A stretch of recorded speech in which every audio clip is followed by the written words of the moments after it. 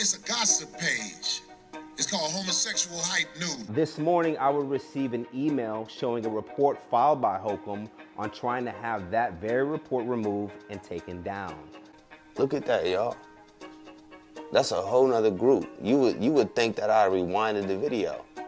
That's a whole nother batch of people leaving the show.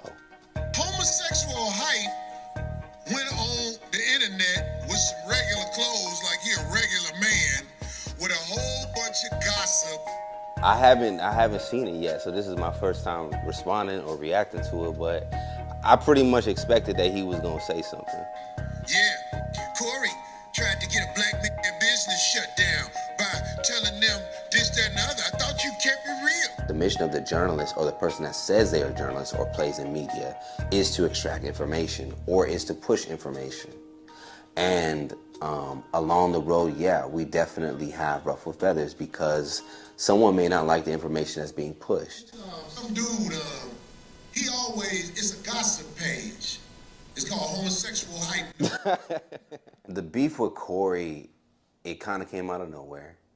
It's one of those things where, you know, you're just doing your job is what I've always felt that we were doing, to the point where you look up and you're beefing with this veteran in entertainment. And how it started was, you know, Corey has been doing this for a while, where he'll go, call people gay, say names, diss them, whatever. And not a lot of people, to his credit, were smart enough to kind of build their own platforms, to be honest with you. And a lot of times he was getting these things off, and there was really no way for these comedians and other entertainers to respond. So as we came up documenting black comedy in particular, we also started intersecting different people that had their own opinion about Corey and things that he said about them. So we became a platform where people were able to respond to Corey back. And because he has like a viralness about him on YouTube, a lot of those times when they would respond, it worked out really well. So we started kind of like looking for those different opportunities to, you know, get people to give a response. That's the business of what we do. Now, of course, by default, it looked like we were kind of guilty by association. So these people that he were calling gay and saying names about them, we ultimately looked like we were in support of them. But really, it was like more of a business aspect that came from it instead, you know? Corey, okay. Homosexual Hype, let me ask you a question. Have you ever been penetrated by a man? That's what we really need to know. Because this isn't our first beef, I kind of knew, but I ultimately was, you know, like, prepared. And that's real slander, that's real defamation, you know, what he's doing. And I don't have it in my, like, energy to be like, let me go get some lawyers and all that. That's not how I get down personally.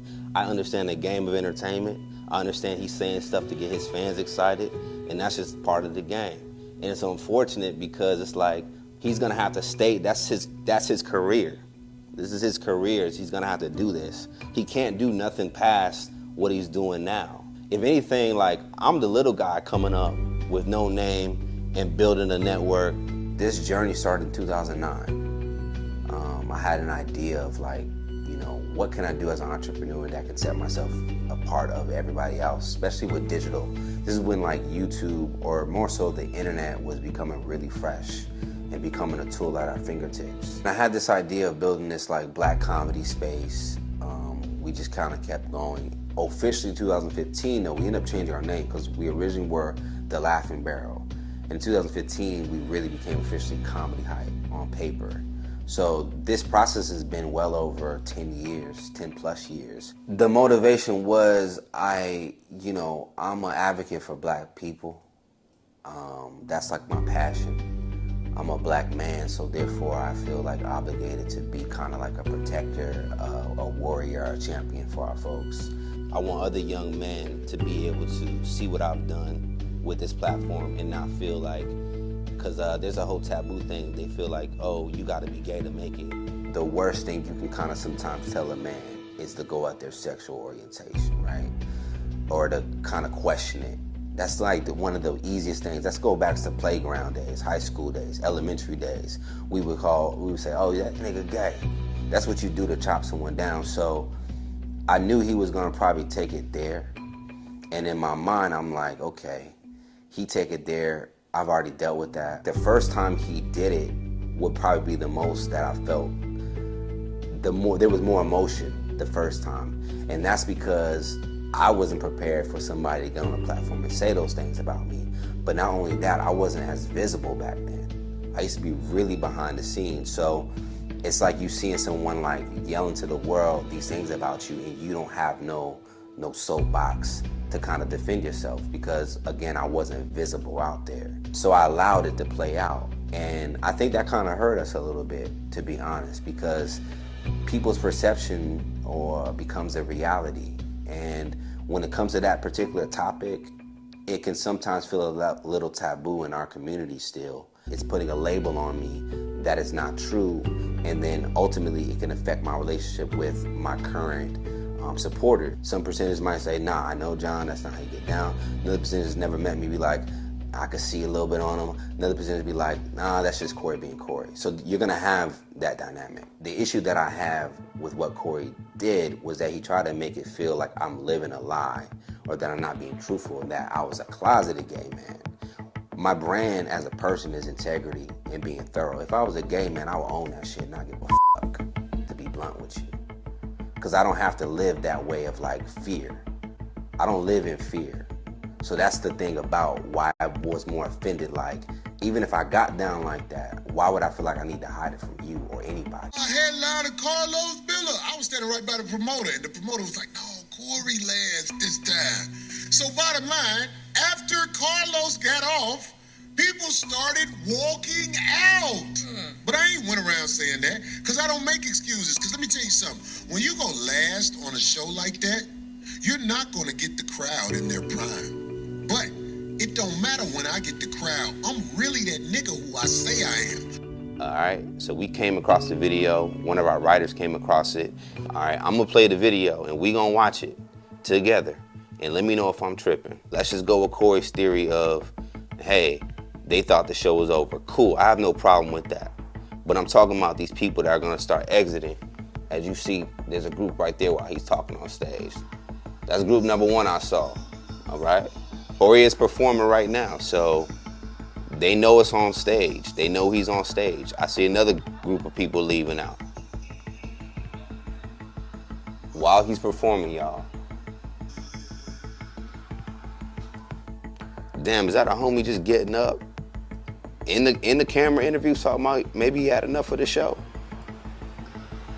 It's another group down there leaving. Let me stop that. Y'all look at that. Corey been talking, right, since we've been watching this video. Everyone's aware that he is on stage performing. But tell me about this crowd right here. I'm seeing like 1, 2, 3, 4, 5, 6. Is this another group down here? 7. Another group rolling out. Look at that, y'all. That's a whole nother group. You would think that I rewinded the video. That's a whole nother batch of people leaving the show. Look at that, they flooding out. I think that it's unfortunate that I will wake up to an email with this man trying to get the video taken down, because I thought he stood for truth. I thought that's what he told his audience was. If you catch an L, you gotta take a L. And I think that was whack of him to do that. Even at our studio, we got like neighbors that ultimately may not always report right to us about how they feel. And they might, tell, snitch on us, whatever. So I felt like it was like someone that claims to be on some street element stuff, but they were moving very much like, them folks be, as I said in that first video. If Michael Jackson was performing and came out, people not gonna leave mid-performance if you was really bringing it like that. Go ahead and search Corey Holcomb Walkout Show TikTok. If it's still up, you'll be able to see it for yourself. Hype, we report real news, real information. And if we get something wrong, we'll always be there to correct it. None of this surprises me, and I hope that people watching this get kind of more motivated, because I understand that this process comes with like the 4 Ds. And I got this from Byron Allen. I was watching an interview of him on The Breakfast Club. The first D, they say in this game, is that they're gonna dismiss you. So a lot of us that have like visions and ideas, oftentimes, we're grinding, we got big pictures, And people around you are going to dismiss it. They're going to act like they don't see the posts. They're going to act like they can't reshare your stuff in their IG stories. They're going to act like they can't like it. They're going to continue that as long as they can. As long as they can. That's what they're going to do. Then eventually, if you can keep going, which is our motto, if you keep going, you eventually get to that next D. This is when this comes though, if you keep going, right? Your 1 million subscriber plaque.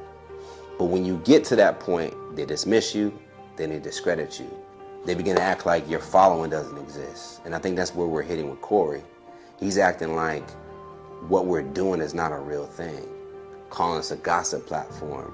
That's disrespect to the people that tune into us on a daily, that get their information from us on a daily. The next D after that, if you keep going, because that's what we do, they start demonizing you. So I feel like that's kind of also happening now too, where, you know, it's like, oh, comedy hype. I saw one commenter reacting to Corey going in on us. And he was like, oh, y'all messy for that, trying to downplay us. But it's like, dog, I'm doing no different than you. I can't defend my brand. I can't be able to speak up and say, nah, you're wrong for that. I can't defend myself as a man. Now I'm the bad guy. So as you grow, just really understand there's a lot of opposition. The last D is they ultimately will destroy you. And that one bothers me the most because it's like, at the end of the day, my vision is that everybody that is watching our platform and even learning this particular story, I want them to feel good about themselves. If I can put a seed in all of my people to let them know in their heart that they can do anything possible, that they can do anything they envision, that they are the greatest people ever. For the record, Corey is light work mentally. It's light work. The people that we up against is way bigger, or the things that we're up against. He's not my ops for real. He's not an enemy. I choose to use the situation. I choose to use him to be real with you. But he's not like mentally, he's like this small. Because the bigger objective is we're trying to build a network. For whatever reason, people ultimately feel threatened by that. And that's unfortunate because why shouldn't someone feel good about who they are? That's all it is. And ultimately people get threatened by people that are confident, that move with a certain spirit, that shine, that naturally shine. Black folks naturally shine. We naturally radiate. So it's unfortunate that people feel threatened by that rather than be inspired. No matter those 4Ds that are coming, we're going to continue to keep going. We're going to be smart about it. But it's just a tough position to be in because you already know what's awaiting for you. You know, but my spirit is to keep going. That's the company motto. Maybe this is the company they'll let us build up and they won't destroy. Maybe this is something they'll let continue. Yeah, it was kind of a lot. You know, I'm kind of new here, so I don't know what I would say if somebody dedicated 15 minutes to calling me that. But I definitely feel like, you know, it's the hard part about journalism. You know, there's going to be times when you run stories and people don't like them. So the only thing that you can do is just try to run them as accurately as possible. And, you know, I think the biggest thing for me is the fact that, you know, we're not a gossip blog. I feel like we do a pretty good job of checking out our sources and being thorough. And, you know, we also really rely heavily on our viewers. So shout out to y'all, because y'all the ones that be giving us the stories anyway. So, you know, haters gonna hate. And Yo, chill with all that Corey conversation, man. We got bigger stuff going on. I just got a notice from the city acting like we got to move. Because, yeah, they talking about we doing illegal conversions and into a nightclub. This is BS, man. This is shit I be talking about.